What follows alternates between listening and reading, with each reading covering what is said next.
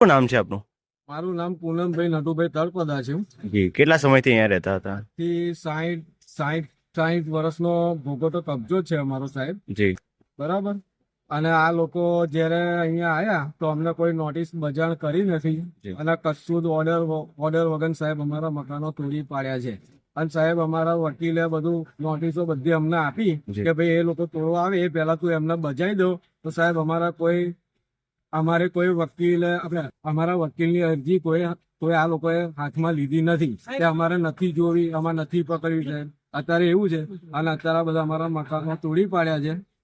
બધી રીતે મકાનો પાંચે મકાનો એમની જોડે કોઈ ઓર્ડર નથી, કશું જ નહીં. અને સાહેબ અત્યારે હું પાછળ ગયો તો બિલ્ડર એવું બોલતું કે હાઉસિંગ બોર્ડ 7 કરોડ રૂપિયા આપ્યા છે. હાઉસિંગ બોર્ડ વાળાને 7 કરોડ રૂપિયા આપ્યા છે. એ આ જમીન કે હાઉસિંગ બોર્ડમાં આવતી નથી, આ જમીન પડતર જ પડી રહેલી છે સાહેબ. એવી રીતે મેં આટલું સાંભળ્યું છે સાહેબ. આ બિલ્ડર કોણ હતું? આ બિલ્ડર કોઈક સંદીપભાઈ કરીને છે, કોઈક અમદાવાદનો છે સાહેબ. જી. તમારું? મારું નામ સુરેશ જગદીશભાઈ તળપદા છે. જી. હું અહીંયા મારા ઘરવાળા બધા ટોટલ 70 વર્ષથી રહે છે. 81 ની અંદર એમના બાંધકામ ચાલુ કરેલું, અહીંથી અમને અત્યાર લગીન બી કઈ બી નોટિસ આવી નથી.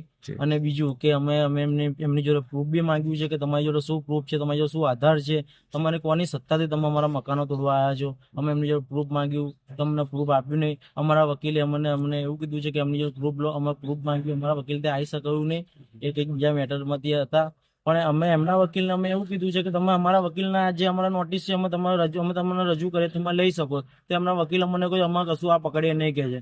અમને એમને એવું જવાબ આપ્યો. તો અમારા વકીલે એવું કીધું કે સારું, કશું વાંધો નહીં કહે છે, એમને તોડ નાખવા દો અત્યારે, પછી આપણે પાછળથી કંઈક કરશું.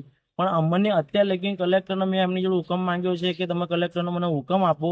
પણ એમના કલેક્ટરનો બી અમને ઓછો શું હુકમ આપ્યો નથી. અમારી સરકાર છે, અમે કે છે અમે જે ધારીએ અમે કરી શકીએ છીએ. અમને એવો જવાબ એ લોકોએ આપ્યો. અમારે કશું છે ને, અમારી જોડે બધું પ્રૂફ છે, અમારા બધા કાગળિયા બી છે અમારી જોડે, પણ એ લોકો પકડવા માટે બી રેડી નથી, કંઈ સાંભળવા માટે બી રેડી નથી. અમારી જોડે કશું બી અમારું કશું હાઈકોર્ટનું બી અમારે બધું પ્રૂફ હોય તો બી અમારા માટે કંઈ સાંભળવા માટે અમારા માટે રેડી નથી એ લોકો.